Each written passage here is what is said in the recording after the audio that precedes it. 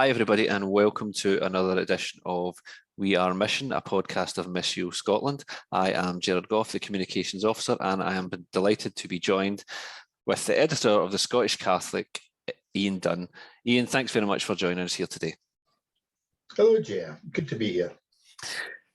So, Ian, for people who don't know you, tell us a wee bit about your background. Well, cradle Catholic, come from around the Glasgow area, essentially. Well, I wasn't born here, which we'll come to. My dad comes from a big kind of, Glasgow Irish family, south side of Glasgow. My mum is from, our family's from up in the Eriskay, up in the Hebrides. So, wee bit of a Celtic cocktail. And my mum and dad met in Glasgow in the 70s, and fell in love, got married, and they went out to Zambia to be teachers for a little bit after they got married, which is where I came along and was born. So I was born in Africa. They came back when I was quite young to Glasgow, and I was raised in Glasgow and then out in Kirkconnell way by the Campsies. And my folks are practicing Catholics. We were raised in the church, it was a big part. It's important to them. It was, it was important to us growing up. It was, I think they were, one of the things I think about is they would do things like, give up TV for Lent, which at the time felt grievously unfair, but they did seek ways to kind of put their, to live their faith out in their lives. So you would say it was quite a kind of traditional Catholic family in many regards? Yeah, probably. It's the west of Scotland, kind of, that sort of that generation of kind of middle class Catholics, kind of after the 60s, kind of came up and maybe had, that better standard of life, although it's certainly true on my mum's side, my dad's side was a wee bit different. But yeah, no, I think so. I think it was a fairly ordinary, so to speak. One of four. One of four kids, also quite Catholic, I suppose, and they, it was good. It was good, and I thought it was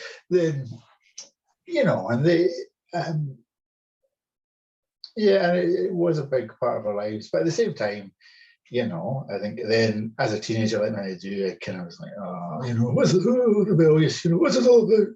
And then I went away from the church for a bit. There was actually part of it was there was an abuse scandal in the parish, with East.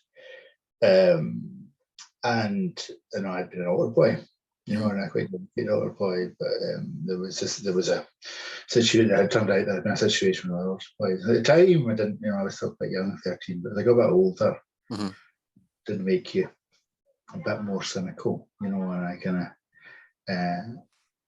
it's sort of, I was always sort of sympathetic, I never was like, this is terrible, but I was like, I don't know, this is for me. And I kind of, especially when I went to uni and stuff like that, it wasn't a massive part of my life. Okay, a couple of things just to pick up on then what you said. I don't know if you ever discussed this with your mum and dad, but do you think that their faith maybe acted as a catalyst for the decision to go to Zambia? And also just what you were talking about there, what is it that actually brought you back to the faith then, if that's how you felt? So I think their faith probably did a little bit. I think they felt I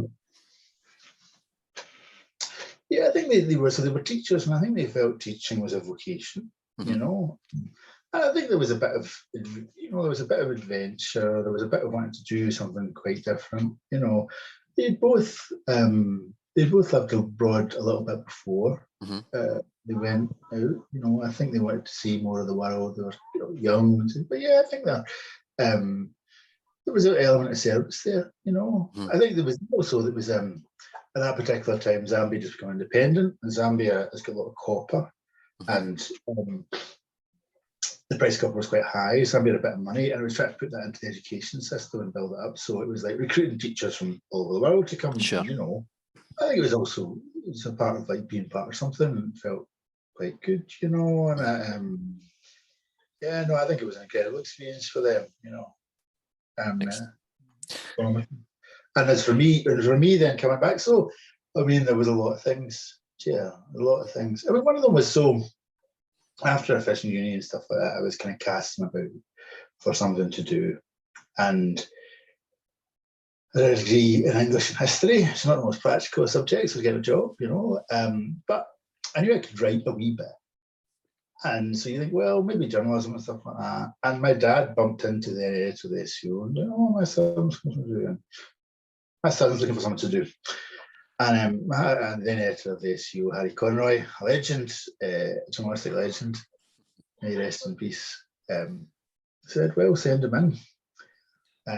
So I went in to the SCO offices, and that kind of was the start of my career in journalism. Really, I started doing wee bits and bobs for them, wrote a few things, and started doing shifts, and then a job opened up as a reporter, and I kind of went in there. And I think over time, that sort of brought me back to the faith a little bit. You know, because I think one of the great things about being a journalist, you know, is interviewing people. You interview really interesting people. Or a Catholic newspaper, you interview a lot of really interesting Catholics. You interview people who are really impressive, you know, who are like, wow. I mean, what about what's going on? People just really, you know, they give and they give and they give. In ways just miraculous almost, you know. So I think doing that, coming back to it, it did, you know, that brought me back to a more, back to the faith in time. It did push me away again for a wee bit, because I think later on there was a period where you know too much almost, you know, you start to learn a bit more about the church. And you see more of the things that are wrong with the church. And again, abuse was a thing there as well, because then I did a bit of reporting about abuse. And I spoke to a few people who had been abused, who were survivors of clerical abuse and stuff like that. And I did find that very hard, you know, very hard to reconcile. It was really, you know, it's not a secret that the church did things around abuse that were very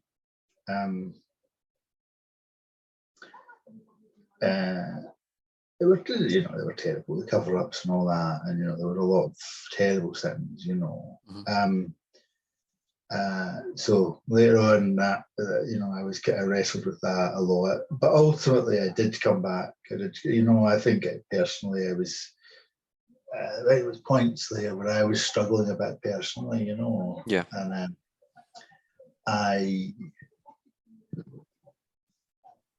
sometimes say, you know, I'm not a Catholic because, you know, because of the job or because I was born into it. But, you know, for the middle of the night is when I'm a Catholic, you know, for the points when you're kind of crying out, and you maybe really need to feel something, you know, at times when you know. So that's that's quite interesting that your the Catholic media kind of acted as a vehicle to bring you back to your faith. So we'll get to that in a wee second, just in terms of that and your start in journalism. But just to kind of put a wee bow in the kind of faith aspects of things and your upbringing. Was there any kind of particular saint that you were fond of that you kind of turned to?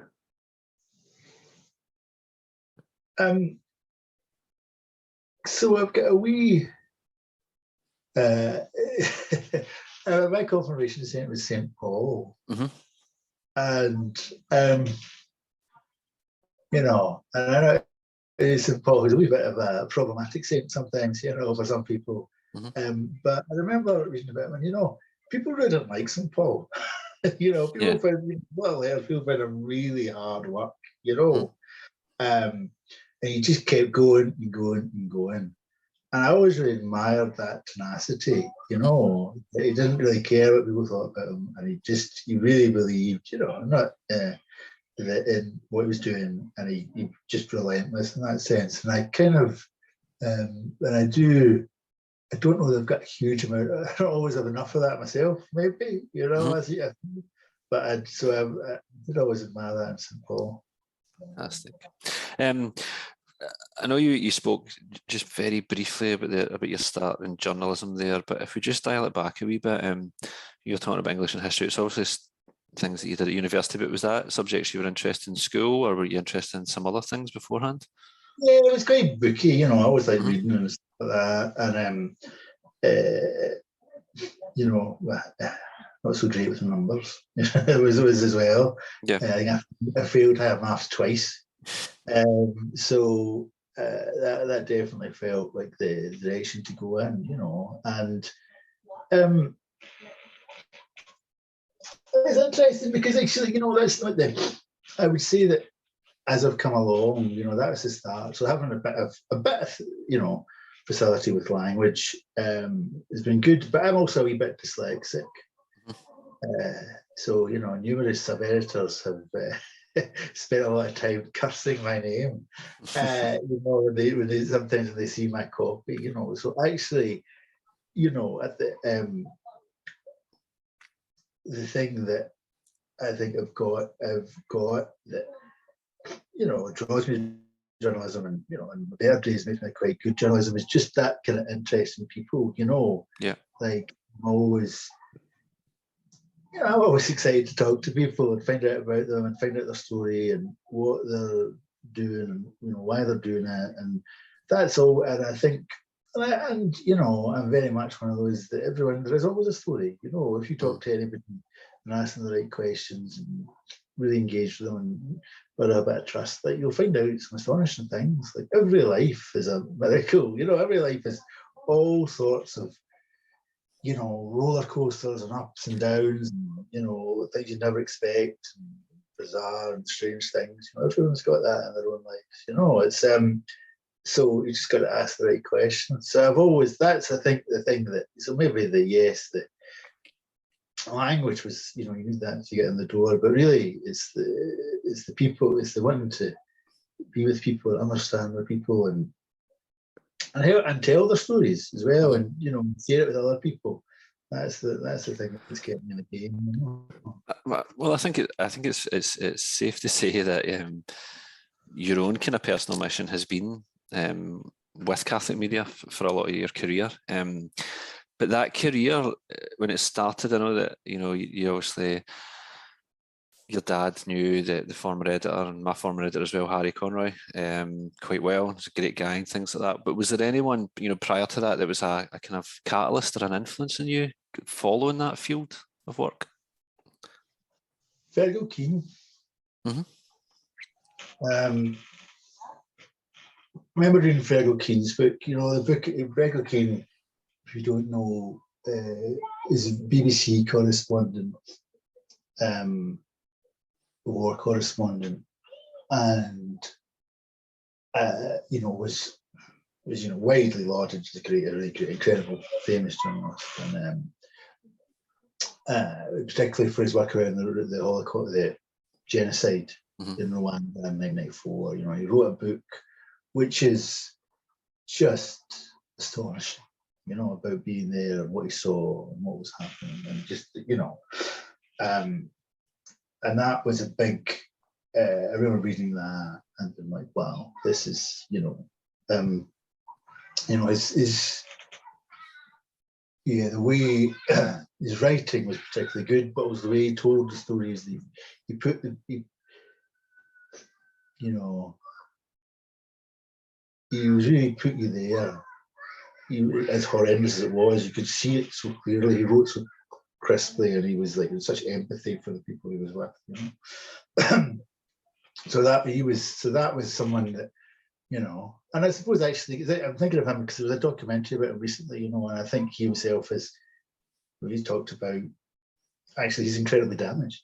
Like the things that he did, he was driven to do, reporting on the troubles, reporting on, you know, conflicts in Rwanda and all over the world. You know, he was an alcoholic. He was, you know, you know, he was damaged to begin with, and that, although that work he did made him even more so. You know,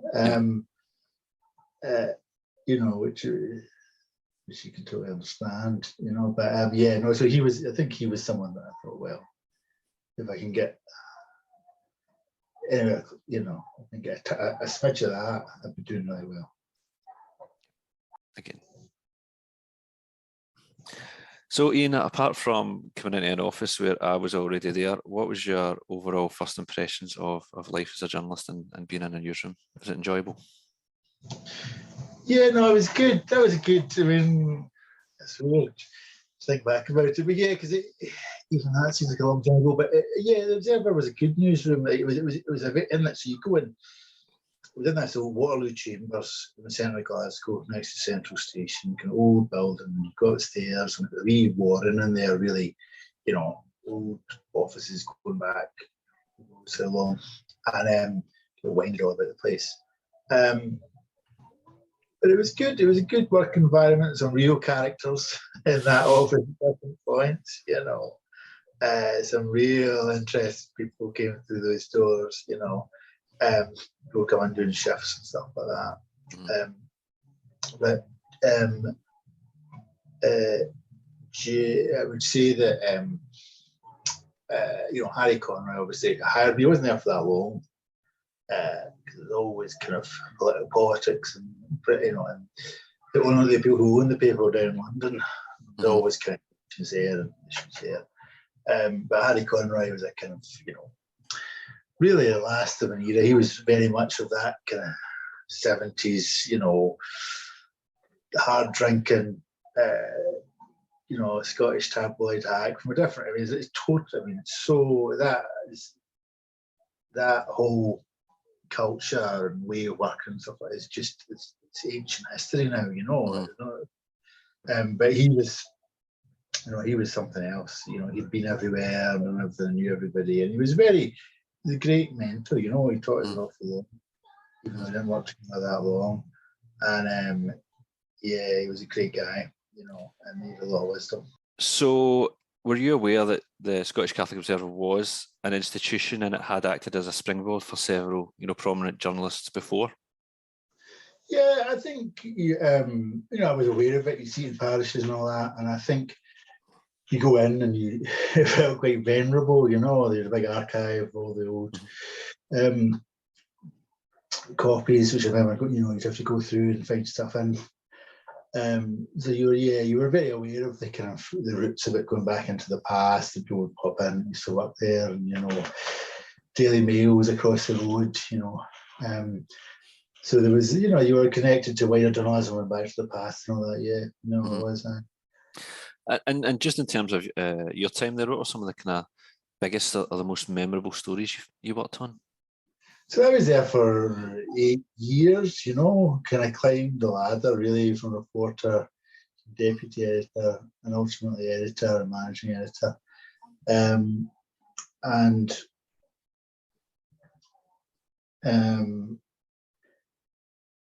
It was, you know, so many stories of the time. You know, I was really fortunate. I got to travel quite a bit, you know, traveling to Rwanda, actually. The DRC with SCIAF and stuff there, which is work I'm really proud of, you know. Working, you know, SCIAF do some fantastic work there, which and I think I did some really powerful articles about the situation there, that, you know, really eye-opening stuff. You know, being in a room with, you know, a woman who survived the Rwandan genocide and the guy who had killed her husband, you know, talking about reconciliation. That's, you know, that was an astonishing experience. Remarkable thing to experience, you know. So getting to travel quite a bit, and go to the Holy Land, different places, you know, was a so it's a great thrill. You get to do some good work on the road. You know, I think I felt that as an editor, I think we had some we had some good scoops that I was really pleased with. I think we found some, audio of SNP, MSP talking about kind of secret plan to get rid of Catholic education that caused a huge smash, uncovered some, Tory councillors kind of secret Twitter account where he was posting all sorts of mad stuff about Catholics. Some good, some good scoops there. But I think as an editor, I felt that I improved the paper quite a lot. I think it was one of those things I wasn't sure if I wanted to be editor. Things have been a wee bit difficult for a while, but then when I did it, I think I was able to do quite a good job, and I was quite I was quite proud of that. I think just the overall quality of the paper improved. It just became a bit more interesting, at that time, and a bit more credible. And we did some great scoops and stuff like that. We had a good young team of journalists and stuff like that there kicking about, and working with them was a great. Working with young people was something I really like, So that was a really good thing. And talk to us a wee bit about, when you became an editor, you obviously worked under Harry and you worked under Liz Leyden. What sort of things did you learn from them that you maybe took into your own time as editor? So just, you get, things like Harry, that always had that great eye for a story, for what's a scoop, what's a front page, how do you pull something out that's kind of eye catch people, get them to pick up and read something, and Liz always had great, she was always very good on design, and I think it's really important, it has to look good, be a niche publication, you have to look as good as you can, you have to look as good, almost as good as a real, if it feels, I always think if the design feels a bit cheap and it doesn't feel like you're doing a great job design-wise, then people won't take, you need to have that level of quality. Level of presentation, that's really important. So, there's lots of other things as well, but those are a bit, just you gotta have that new sense, and it's got to look, the overall product's got to look good, But also the other thing is just, I think it's just being that manager, and having to manage staff is like just different, and everyone does it different. People do it differently. There's all sorts of different ways to do it different. But it is like that then becomes a lot of your time, because you need to get the best. You can't do everything yourself. You need to get the best out of other people, and that's like kind of ongoing. It depends on how you do that with other people. Depends on the person to a large degree, But that's that's always a big change. So you decide to take up a position with SCIAF and leave the Scottish Catholic Observer. Tell us a wee bit about what your work with SCIAF entailed, and also working for a Catholic charity. Did you think it was quite good to see it firsthand, the good that the church does worldwide? So I think I'd obviously been at the Observer for a long time at that point, and I felt that the job that was needed to the paper needed a big overhaul. A lot of things needed fixed. I felt like it was a 5-year project to do it. There was a lot of issues behind the scenes and stuff like that. Even though I was really pleased what I'd done to that point, I thought, well, to really take this to the next level is a big job. So, well, maybe we'll go and do something else. This job, I travelled with SCIAF, as I said, and the job with SCIAF came out, and obviously it's a real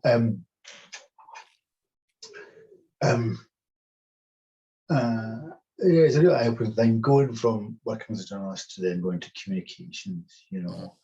Even though actually both in the Catholic world and are quite close, there's a mindset there which is quite different. And if I'm absolutely honest, I struggled with that quite a lot. I think it was, that's me. It's not through the SCIAF, and there was lots of great experiences that I go into, but it is like, I think the mindset of a journalist is quite different to the mindset of a communications officer, and the expectations around that are just very different. And I think that was a tradition that I found quite hard. That said, SCIAF, some fantastic people at SCIAF who was great to work with, and again, get to travel. So the thing I was doing at SCIAF in particular was working on a project that SCIAF had a big chunk of funding from the Scottish Government to work on climate change, and they did this project called the Climate Change Programme Malawi over several years there in the south of Malawi, helping communities adapt to the impact of climate change there, which is severe, you know, there. I mean, you go over there and like, you know, you go to these villages where, you know, literacy is not great and all that, but they're like, well, let me tell you about climate change, because they see it, you know, they're farmers, and it's impacting that, you know, their ability to feed themselves firsthand, you know. So it was like, you know, stuff like solar panels to pump power irrigation schemes and things like that, and all driven by the communities, and really good, really great project. They made a huge difference to, you know, thousands and thousands of people over there. That I was really proud to be part of. So that was a good, and I worked with lots of friends in Malawi, travelled to Malawi, and, you know, seeing that Caritas network is an astonishing thing, you know, especially, and people don't maybe realise that in emergencies, you know, when something horrendous happens, you know, whether like the war in Ukraine or the tsunami, you know, over in the Pacific, or, you know, an earthquake or something like that, like giving money to the SCIAF and the Caritas networks is one of the very best ways you can get money into those areas to help. Because they can go through the local churches, you can get support through the Catholic network, people who need it most, faster than it's like, you know, all those great organisations, the Red Cross and all, they've got to go and set up these systems to help people. The Catholic Church is there. Catholic Church is everywhere in the world. Mm-hmm. So it's just that they can just tap into that and start helping people, you know, which is a remarkable thing. So during your time at SCIAF, obviously, COVID pandemic came about, and the Scottish Catholic Observer bit the dust, unfortunately. Were you sad to hear about that? No, I was very sad. I was still writing. I still wrote a column for the Observer. You know, I was still close to the editors that came after me, Harkins and Peter Diamond. You know, I worked with, they're close friends of mine. You know, I was in touch with them. And the Observer had, you know, I say, it needed a big overhaul. That didn't really happen. It was struggling anyway. And then the pandemic happens, the church is shut, and it just falls over. You know, it's gone. And the owners in London, people on furlough, but eventually the staff redundant and wrapped up. It was a hard time. It was difficult because you couldn't really say anything publicly, because, you know, you were looking out for the staff who were there as much as you could, you know, and you were trying to support them and do what was best for them, which was quite difficult. But it was good. But it was going, and I, you know, it was such a strange time, you know. One of the things I noticed, and I was always sad to see the Observer go, but I noticed that go online, you see all these Catholics, people who I knew personally, who I respected, you know, having quite mad arguments with each other, and like having very American arguments. Like it was all stuff lifted straight from, you know, American context and American news sources and American Catholic media and all that. And it's like, well, hang on a minute, like that's not here. You know, and there's lots of, don't get me wrong, America's great. There's lots of great stuff out of America. American Catholicism culturally, like American generally, is culturally quite dominant, you know. Yeah. And I was like, I'm not seeing enough stuff about what it means to be a Catholic in Scotland, you know. I'm not seeing any journalism like that, you know, and the mainstream media are various, you know, which is also, you know, just really struggling in Scotland. You know, especially print media, you know, there's not a lot of journalists out there.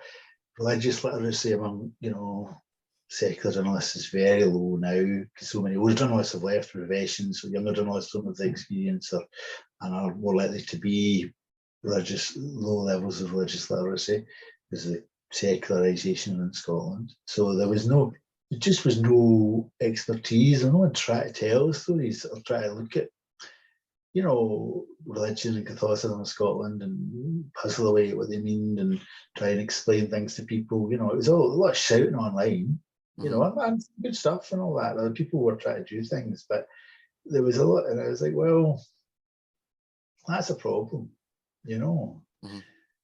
And so that was a spur. And myself and a couple of other people, Dan McGinty and McGinty, who I'd worked with before, we said, well, you know, could we do something? Could we try, you know, we say the Observer, we felt I did it stay, but could we do something new? And ultimately, after a lot of work and conversations and, you know, ploughing the fields and doing the work, we launched the Scottish Catholic, you know, with an idea that this would be, you know, a kind of spiritual successor to the Observer, you know, not that than that would try and, you know, reuse and views and in a way about the faith in Scotland in a way which was, you know, measured but exciting. Mm-hmm. Absolutely. If we just talk before we go on to talk a wee bit about the Scottish Catholic, talk a wee bit about your time in journalism as a whole. Do you have any kind of, you've obviously touched upon your time at the SCO, but do you have any kind of standout memories or stories from your time as a journalist?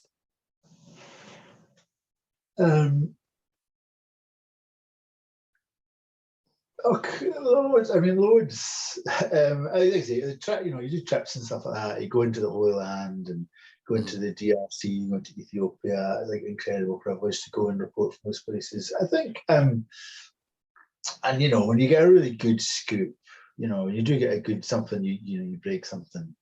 You know, and you stick it on social media. It goes wild. That's always a great feeling. You know, and when, you know, and even they, you know, it goes down to when sometimes you're puzzling away at something and you get the sentence just right, you know, suddenly you put in one, and often it's like kind of Lincoln sentence, you know, you're trying to go from one bit of a story to another. It's a bit different. And that's always the thing that's a bit tricky, you know. Yeah. And you do it in a way that's perfectly sealed. That's always like, it's really satisfying.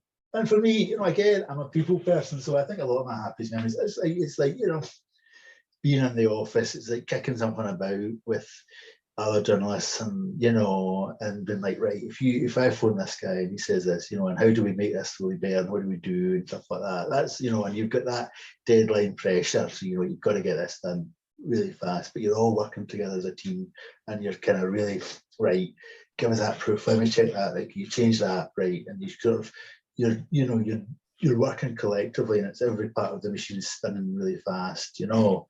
There's a bit of fizz and a bit of gas to it. That's a great thing, you know. And you do, you know, and it's that's the thing about doing a weekly, you know, and it's about you got that. You just got to get up and do it every single week, you know. The print, you know, you've got to get the stuff to the printer at the same time every week, the day. It's got to happen, you know. Yeah. So that. And I think ultimately I do like that. I like having that pressure. I need that hard deadline to be like, right, let's get better. Managing that over the years, hopefully, you know, but that you think you get energy from that, you know. Yeah. So that's a great thing. And just say you were asked to give a very honest appraisal of journalism as a career to someone, what would you say are the positives and negatives, and what would you say to someone who's an aspiring journalist about the characteristics that they need to possess to be a good journalist?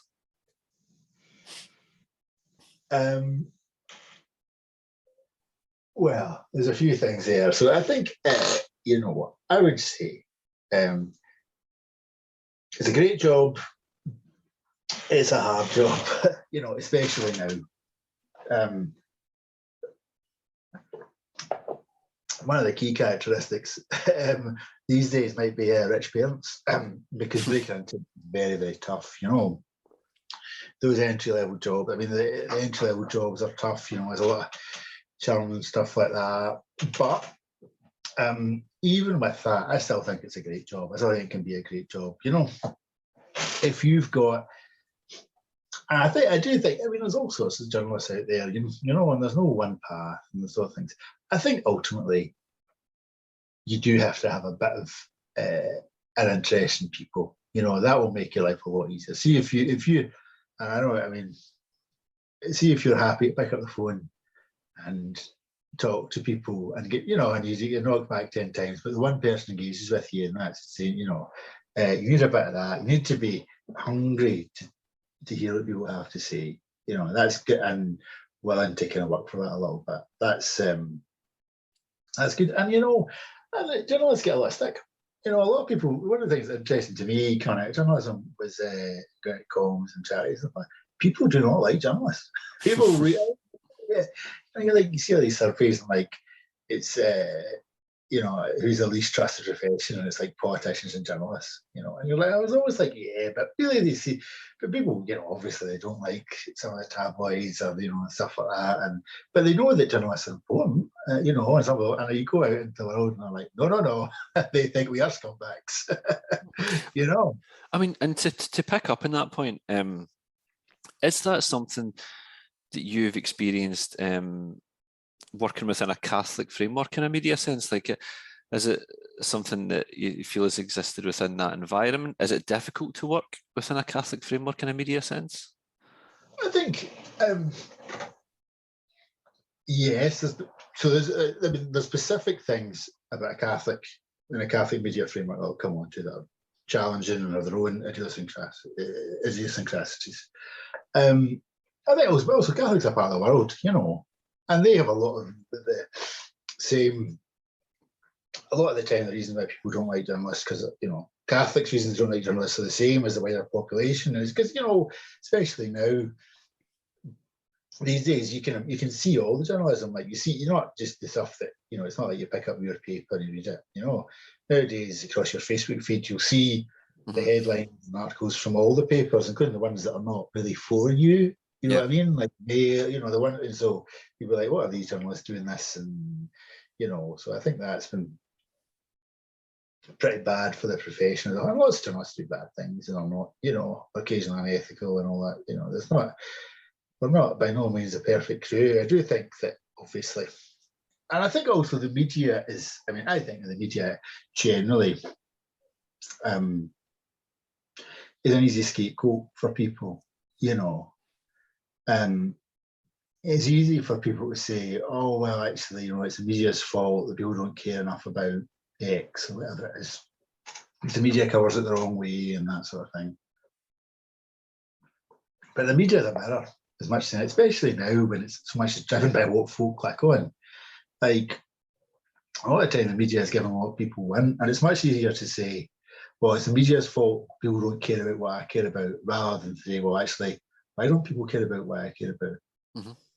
That's a much more challenging question for yourself. So I think the media gets a lot. I think we get that as well, where it's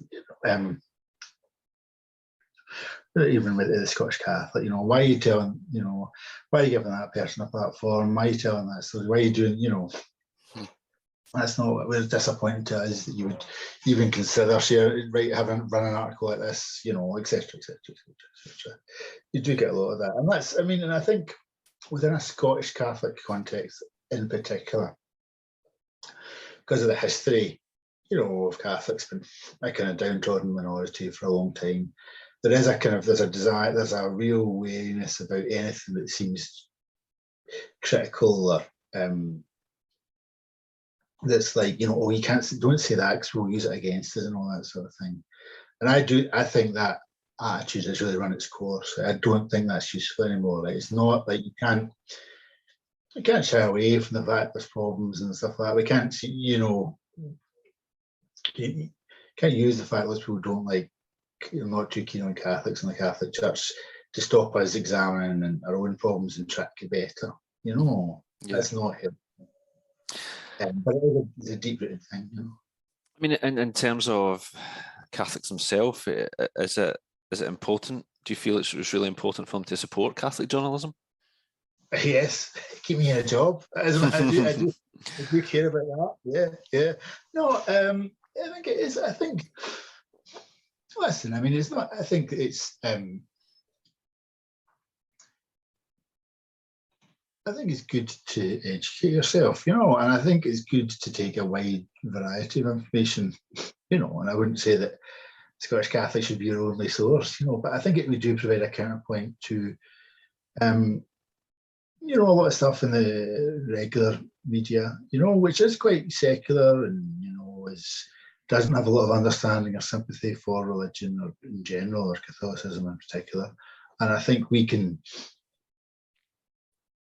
tell different sort of stories that are important, highlight different voices that no one else will highlight, and show what the reality of being a Catholic in Scotland is in a way that no other organisation is able to do. And we obviously saw it at our time in the Scottish Catholic Observer together, the kind of rise of social media. What do you think? Do you think that's been beneficial to Catholic media and journalism as a whole, or has it maybe been to a detriment a wee bit?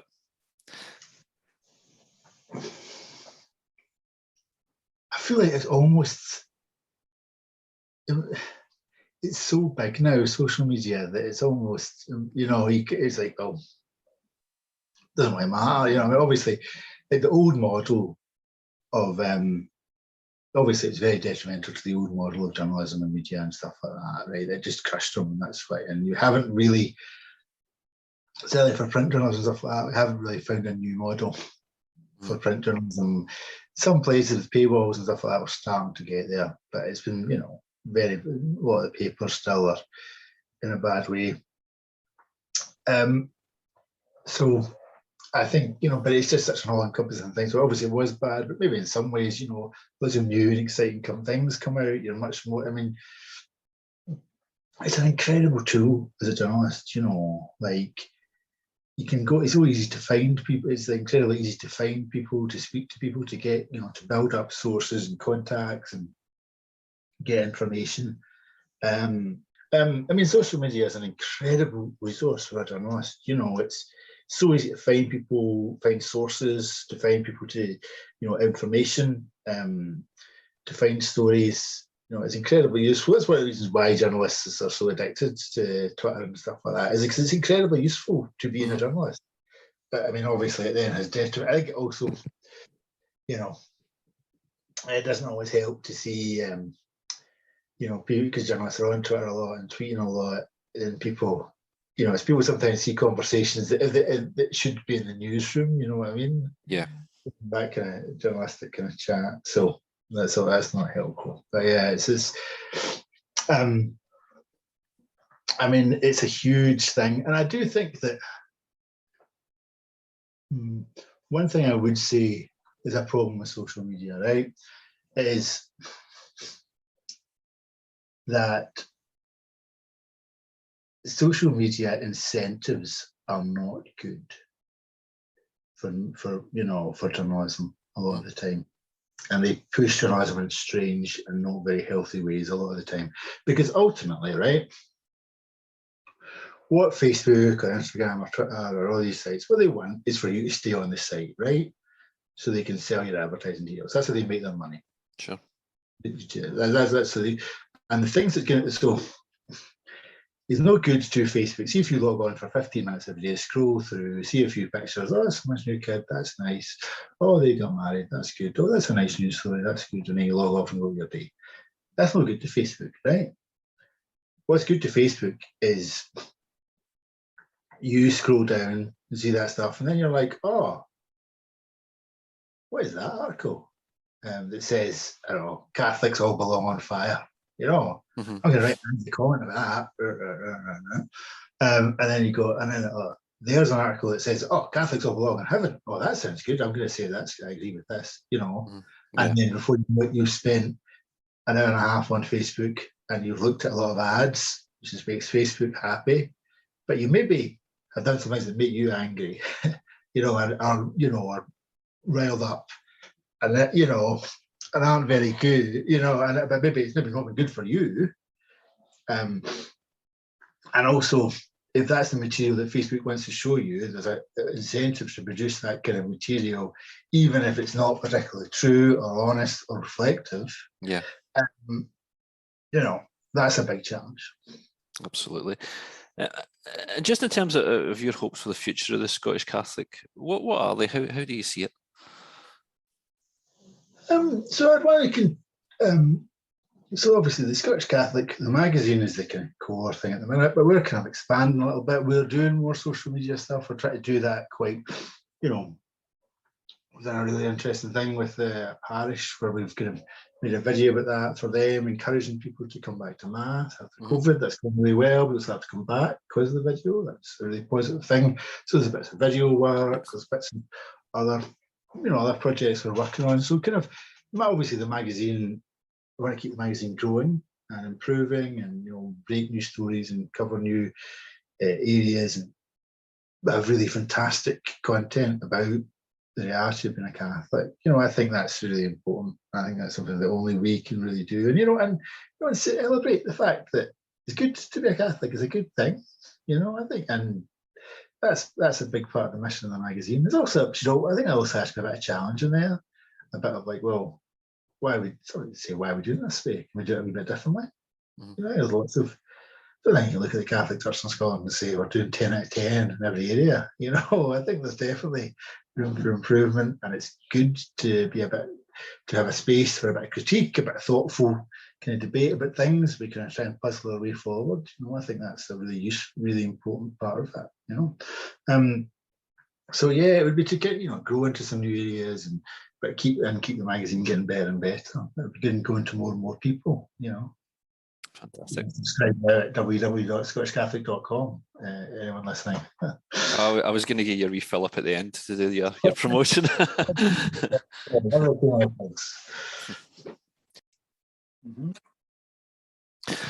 So Ian, I'm going to bring you into my wee world for a minute or two. And obviously I've spoke to you earlier on about your mission probably being in Catholic media, but what does the term mission itself mean to you? I suppose it's about how do you take the message of the church out into the world? How do you take your personal faith out into the world in a way that is attractive to other people and makes them think, oh, there's maybe something about this, I think that would be it, really, because obviously that covers a huge range of things. But that's the mission. That's a good one. And here in Scotland, how do you think the best way is for people to live out their own mission?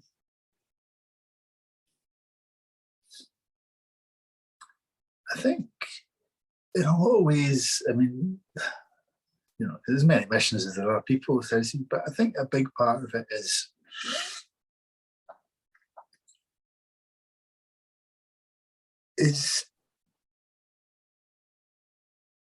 finding a way to live your faith, to embed the sacraments, the practice of Catholicism, but in a way that enabled you to carry yourself with the sort of goodness and virtue that you just naturally attract other people. And because that's the thing, because there are people out there, those people out there in the Scottish Church who are like that, who you talk to them and go, oh, you're a good person, you're a good man, you're a good woman. You can get that off people really quickly. And when you find, when you find it, you're attracted to that. You want to know more about why they're like that. You want to listen to that person. You want to think, how can I be a bit more like that person? So there's that question about how do you make yourself the best version of yourself that you can be, so that other people can see what you're getting from, you're getting from the sacraments, you're getting from Catholicism, and want a part of that. I think that's, it's a hard thing, but I think that's got to be the starting point. Excellent. Well, you've known a wee bit about the work of Missio Scotland through your time at the Scottish Catholic Observer and obviously now through the Scottish Catholic. Why do you think it's important for people to support the work of Missio Scotland and its partners in the Pontifical Mission Societies? So there's loads of charities out there. There's loads of Catholic charities out there. But I think Missio is unique in terms of its focus on actually this is trying to grow the faith in a kind of celebratory way. So this is something good that we should take out into the world, not in the kind of slightly more antagonistic way maybe in the past, but to do it in a celebratory way, I think is really good. And I think that's something that Missio does. Just in terms of, you'll have covered a lot of stories about missionaries in the past and things like that, and will do in the future. Why do you think it's important to highlight the work of missionaries in Catholic media? Well, I think a lot of them are pretty extraordinary people. A lot of them are those people that I'm talking about. A few missionaries that I've met, you do get that. They are those people who you want to listen to, you want to be inspired by, you want to follow a little bit, So I think that's it. That's the people that you want to be highlighting. Those are the stories you want to be telling, and often they do have great stories. So that's a big part of it as well. Excellent. Just a wee kind of final light-hearted question. Can you tell our audience something about you that they might not know? I mean, they might not know that you were born in Zambia, but you've already gave that one away. So yeah. I'm an open book, Jerry.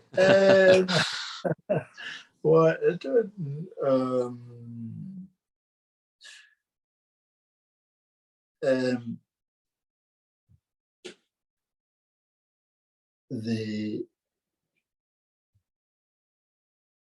They might not know that I had a brief